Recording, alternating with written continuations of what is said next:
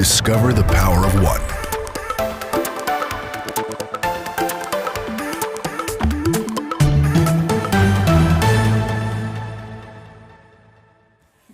I've been asked to talk to you about the Islamic threat, and I want to break it down into a few different pieces. And after we talked last night, I got a lot of questions from you all and a lot of comments. And so what I'm going to try and do is put this together in a way that hopefully makes sense to you. And what I'm going to do, I'm going to lay out what is it that the enemy wants, which is pretty clear. 100% of our enemy says they want, that they define themselves as Muslims waging jihad in the cause of Allah in order to establish a caliphate, a global Islamic state under Sharia.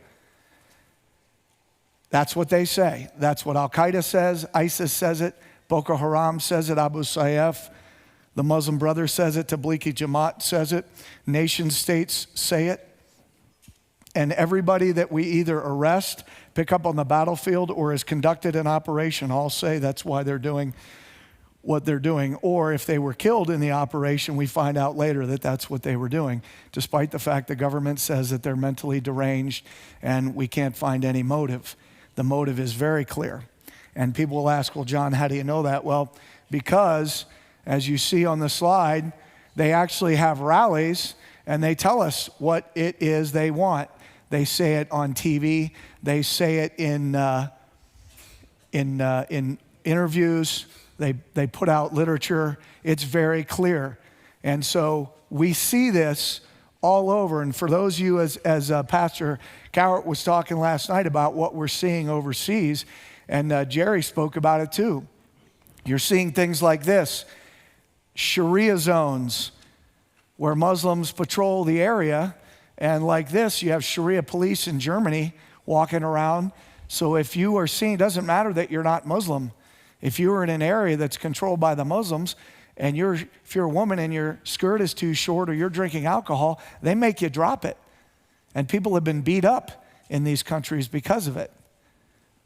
That's what's going on. Osama bin Laden, in this letter to the Taliban, says we want Sharia and we want an Islamic system, a caliphate. Just like, right, the Prophet Muhammad said. We have ISIS. Everybody here knows what ISIS has publicly said. We want a caliphate, right, that follows Sharia law. And they established the Islamic State, and he's the caliph, Abu Baghdadi. Because this means something to us. And if I leave you with one thing today, it's this whole war, it is all about Sharia. It's the blueprint for how they operate. It's what they want to impose on the world, on the entire world.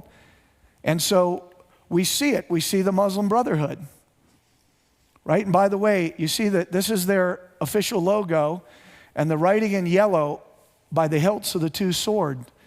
In Arabic, it says, make ready or prepare. And it's a reference to Quran 8:60. Against them make ready the utmost of your strength, including steeds of war, to fight the enemies of Allah and your enemies. And if that's all you knew about the Muslim Brotherhood, do you think they should be the organization that we're using to be a liaison between the federal government and the Muslim community in America? But we are. And what do they say in their official English language bylaws?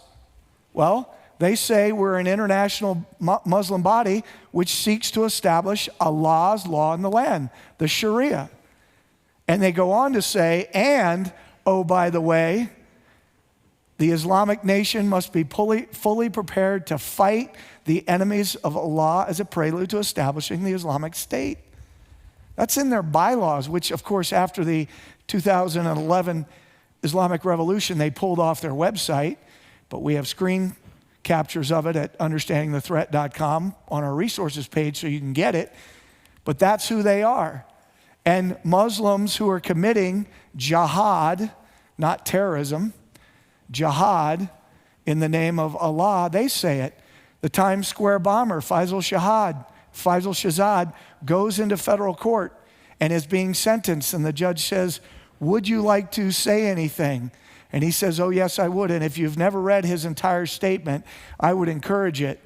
But for the purposes of this presentation, he said, if I'm given 1,000 lives, I will sacrifice them all for the sake of Allah, fighting this cause, defending our lands, making the word of Allah supreme over any religion or system.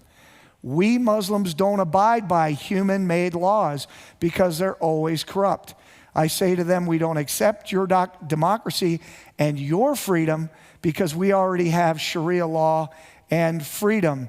And again, if you want to understand English, when they speak, you need to use the filter of Sharia.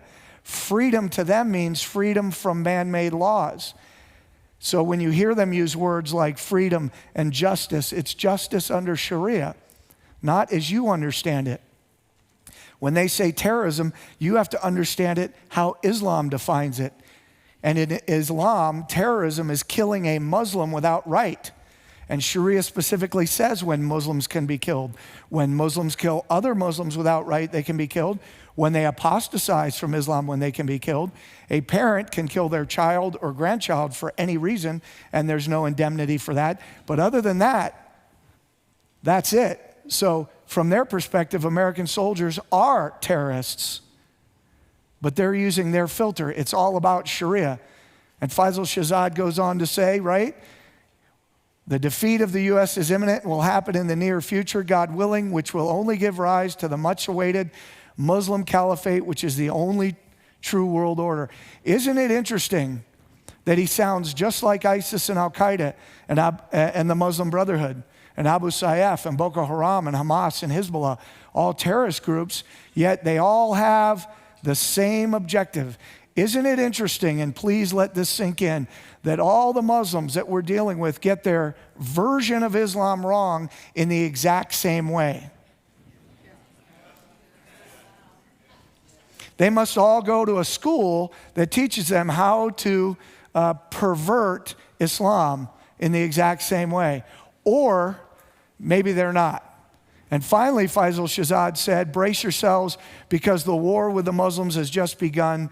Consider me only the first droplet of the flood that will follow me. And when you understand their global strategy, you'll understand what's going on. I get questioned a lot. Why aren't there more attacks in America and even in Europe? Seems like there are a lot, but you would think there would be more. And I would say, well, the question tells me you don't know what's going on.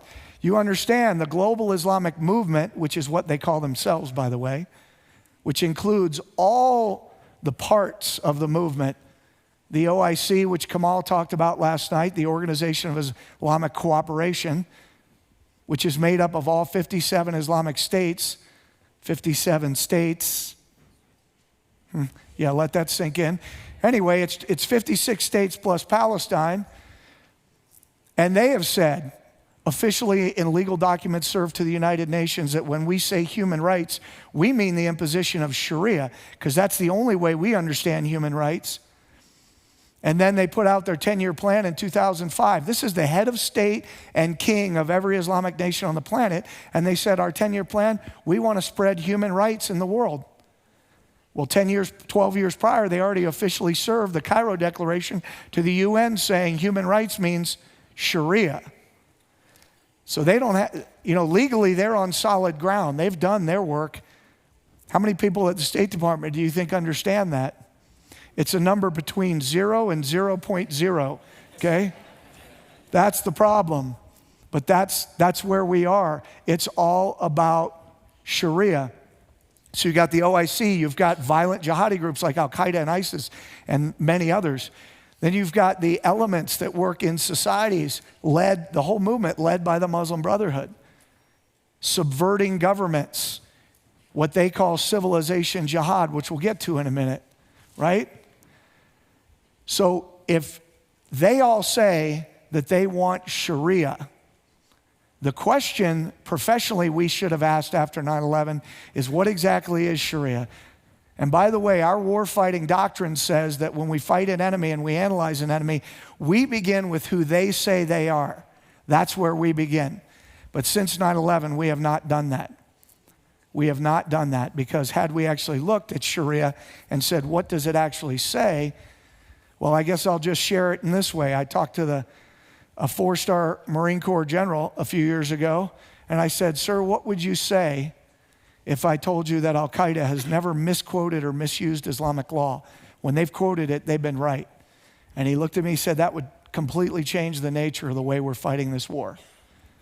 And yet we still haven't adjusted. Because as we're told by Mrs. Clinton, Mr. Kerry, Mr. Obama, President Bush, this has nothing to do with Islam. Nothing. So let's actually look at what Islam is. Where does Sharia come from? Sharia comes from 2 sources. Anybody know? The Quran and? Okay, Kamal had to answer that one. Really? That's kind of cheating. The Sunnah, the example of the Prophet Muhammad, what he said, what he did. If it is authoritative that he actually said or did it, it's good for all times. Excuse me. So, the Sunnah, we have something called the Hadith, which are those recordings of what he said and did, and the Sirah, his authoritative biographies. And since we're limited in time, I just want to kind of cut to the chase. First, the Quran. In Islam, it's considered the uncreated word of God.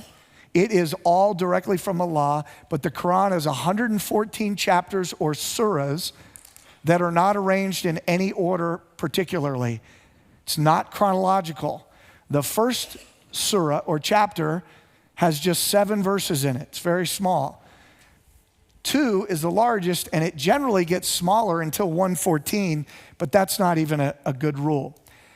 But in Islam, the Quran, and if it's in the Quran, who said it? Allah said it. Their God said it. Can never be changed. Capital crime in Islam to suggest that anything in the Quran is incorrect. So, the Quran says twice, 16:101 and 2:106, that whatever comes last overrules what came earlier chronologically. We've revealed it in stages. Muhammad was in Mecca. In 13 years in Mecca, no jihad, he converted about 150 people. 6 or 7 in the first 8 years. Then he goes to Medina, becomes a political, military ruler. Oh, now we got jihad. Defensive jihad, limited offensive jihad, and then the permanent command for jihad until the entire world is under Islamic rule. So if you put the chapters of the Quran chronologically, it looks like this. And you see the ones that were revealed to Muhammad begin with Surah 2, chapter 2, over there in the right-hand column, if you can see it. You get something like, let there be no compulsion in religion. That sounds very nice. Except because it says that, later you have, but whoever seeks religion other than Islam will never have it accepted of him, and he fails in the hereafter, which means he goes to hell. So there's no compulsion in religion, but if you're not a Muslim, you go to hell. So one of the things I shared last night that's important to understand is they don't believe that any of the Bibles we have today are historically accurate at all. As I said last night, throw archaeology, the historicity of the Bible, throw that all out the window because it's their story, not yours. But the reality is, whatever comes last overrules. So if you're not a Muslim, you go to hell because, look, we gave the law to Moses. Allah gave the law to Moses. Allah gave the evangel to Jesus. They all predicted the coming of Muhammad and that Allah is the one true God. And then Muhammad came. So if you're not a Muslim, by the time Muhammad came, you're lost. You go to hell. And as we said we'll get to it right now. So that's why the Quran, which comes from Allah, the last word in the Quran about relations between Muslims and non-Muslims, take not the Jews and Christians for your friends and protectors. They are but friends and protectors of one another. And you that does that, you're among them, which means you go to hell too. You are kufr. You're an unbeliever. You are the mushrikin. You're outside of the bounds of Islam. You want to know why Al-Qaeda and other organizations, when they do these spectacular attacks? Because they want people off the fence. They just want to know, whose camp are you in? The unbelievers or the believers? Right now, the entire strategy in the global war is focused on the Muslim community. That's why we're not seeing more attacks here. You're watching attacks, individual jihad in the United States and Europe. They're focused on the Muslim community to get them to adhere to Sharia. But they say this year and moving into 2017 is when they start to make the turn and focus on the West. And you will see very significant changes in what you're seeing on the news and in the world when they do that. Well, how does this apply? Well, it applies because, right, they say whoever seeks religion other than Islam will never have it accepted of them, which of course leads to fight and slay the unbelievers wherever you find them, and lie and wait for them in every stratagem of war. For pagans, convert or die. And for people of the book, Jews, Christians, Zoroastrians, fight those who believe not in Allah or the last day, even if they're people of the book, until they pay the jizya, the non-Muslim poll tax, with willing submission and feel themselves subdued. They submit to Islamic law, they become dhimmi, and they pay the non-Muslim poll tax. 3 options. In Islam, they do not believe in forceful conversion. They are giving you options. First, they invite you to Islam. It's their rules. They invite you into the social order of Islam to submit to Islam and pay the jizya, or you die.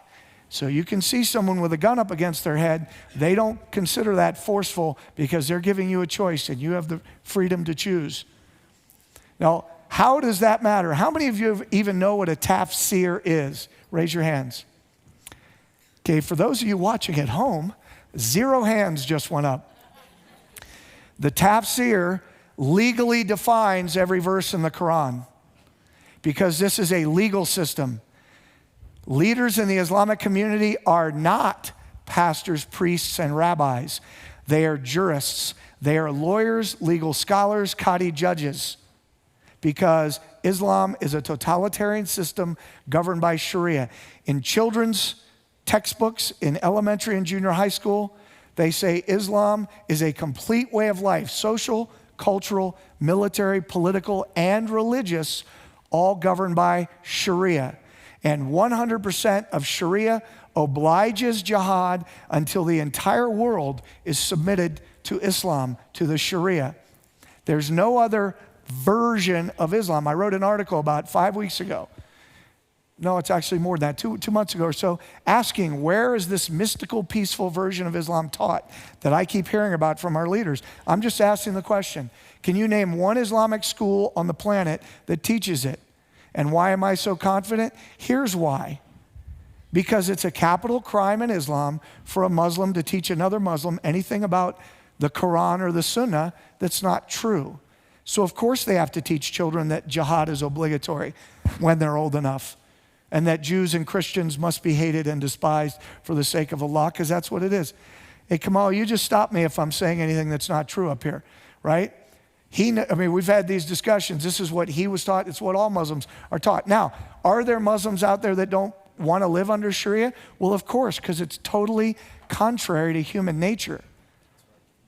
Absolutely. So that's when you see these wanes in history over the centuries, when Muslims drift away from Sharia, those aren't different versions of Islam.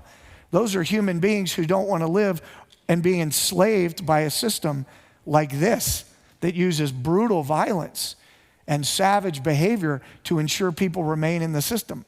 Islam requires somebody who comes into Islam, if you're not born into Islam, they do not tell them what Islam is all about because it was revealed progressively over 23 years to Muhammad. So they just get them to understand enough to get them to say yes, say the Shahada, right? There's no God but God, Muhammad is his messenger, and now you're a Muslim. And then as they learn, they realize, well, I don't actually get to leave anymore because it's a capital crime to leave Islam. You see how that works? So back to the tafsir. If we go back to that verse we just said, 9:5, fight and slay the unbeliever wherever you find them. And you were to say, well, John, that's not clear enough for me. I'm not sure what that means. Well, I'm not sure what you're smoking, but at least we can go into the tafsir. And for those of you who can't see this, when it says fight the mushrikin, the unbeliever wherever you find them, it means legally on the earth in general. Okay? And when it says, and capture them, it means executing some and keeping some as prisoner, legally, because this is a legal system. And when it says, and besiege them and lie in wait for them in each and every ambush, it means this: do not wait until you find them, rather seek and besiege them in their areas and forts, gather intelligence about them in the various roads and fairways. So what is made wide looks ever smaller to them. This way they will have no choice but to die or embrace Islam.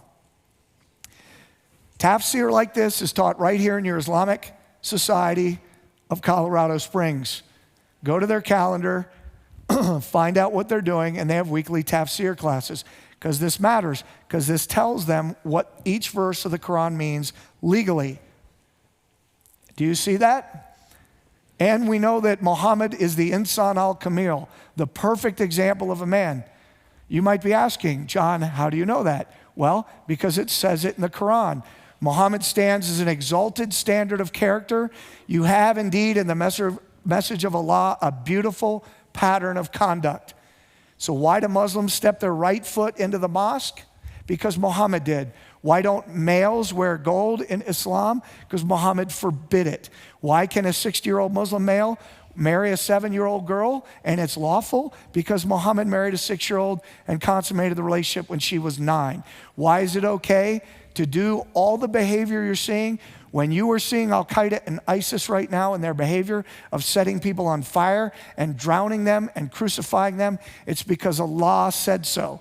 He said it's okay, and Muhammad was the example. Crucifixion, beheadings, amputations, stonings, and whippings are part of the hudud, which comes right out of the Quran from Allah, not made up by somebody. When you see ISIS, you are seeing the armies of Muhammad. That's what you're seeing. And in the most authoritative hadith that exists in Islam, Bukhari, which, by the way, is described, all Muslim scholars agree, Bukhari is the most authentic and reliable book after the book of Allah, the Quran. And in Bukhari, Muhammad says the hour of judgment will not come until Muslims fight and the Jews and kill them. It will not come until Jews hide behind the rocks and trees and rocks will cry out, "O Muslim, there's a Jew behind me, come and kill him." Can this be the same God who says, "These are my chosen people"? Those of you that are still wondering, this is like Logic 101. Cannot be the same God. In Bukhari, Muhammad says, "By him in whose hands my soul is, the son of Mary, Jesus, Isa, will shortly descend among you people, Muslims, and will break the cross and cast all Christians into hell for not converting to Islam, will kill the pig, will slaughter all the Jews, and will abolish the jizya, the non-Muslim poll tax, because there's no need for it anymore." Does that sound like the same Jesus of Scripture? Can that be the same God who says, "This is my son in whom I'm well pleased. Now go kill all the Jews and cast all your brothers into hell"? Do you see, this doesn't need to be a theology class. This is Logic 101. And Muhammad himself said, "I've been commanded to fight until they testify there's no God but Allah." And then he went out and he fought. And he did it. That is the truth. And even in the textbooks, what do they say? The basis of the legal and political system is the Sharia law, in the most popular junior high school textbook in the entire United States for Islamic schools. The law of the land is the Sharia of Allah. And actually, in the back of the book where they have the study of the Islamic State, it says the duty of the Muslim citizen is to be obedient to the Islamic State. Taught here in the United States in English in Islamic schools all over the country. In the largest terrorism financing and Hamas trial in American history, the Holy Land Foundation, Dallas 2008, the 15-year FBI investigation revealed that there is a massive Muslim Brotherhood network here whose stated objective is civilization jihad, to overthrow the U.S. government and impose an Islamic State, which is exactly what Allah commanded, exactly what Muhammad said, exactly what Muhammad did, and exactly what Muslims have done throughout history. Let me be clear, All of the prominent Islamic organizations in the United States are part of that movement. I challenge you to find one that is in the prominent, out there in the media, well respected, that is not a part of this movement. That, my friends, is the problem. The Muslim Brotherhood controls easily 80 to 85% of the over 2,400 Islamic centers in all 50 states and all the prominent organizations. As I said last night, the Islamic Society of North America is the umbrella organization for all the big groups here. It's Muslim Brotherhood. It was identified in that trial as being a financial supporter of Hamas. And the Islamic Society of Colorado Springs is a subsidiary of that, and its property is owned by the North American Islamic Trust, also identified in the trial as a member of the U.S. Muslim Brotherhood and a financial supporter directly to Hamas, a designated terrorist organization. When Christian organizations do interfaith dialogue and outreach, 100% across the United States where Muslims involved are being driven by leaders of the Muslim Brotherhood movement. So when I see pictures on the internet of, like in Denver, I don't know, was it 20, pastors coming together to go to a mosque and everyone's laughing and smiling in the picture, the people that are truly laughing is the other side. This kind of gross ignorance. We're called to love our enemies, but if somebody can, I'm not a theologian, but I don't remember Jesus commanding us to be morons.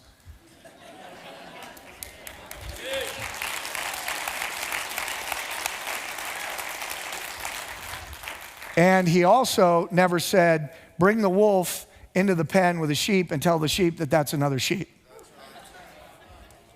That's the reality. Yes, we are called to love our enemies and we're called to speak the truth in love. But that also means the truth always offends those who don't have it. And as I said last night, the most important people group in this country because of the nature of this threat are sheriffs and pastors. And we need pastors who are going to be leaders, boldly speaking the truth and courageously doing it. I thank Pastor Cowart for having me. I thank you all for listening because you have in him a courageous man who's not afraid to do what's right. So thank you very much. Bless you.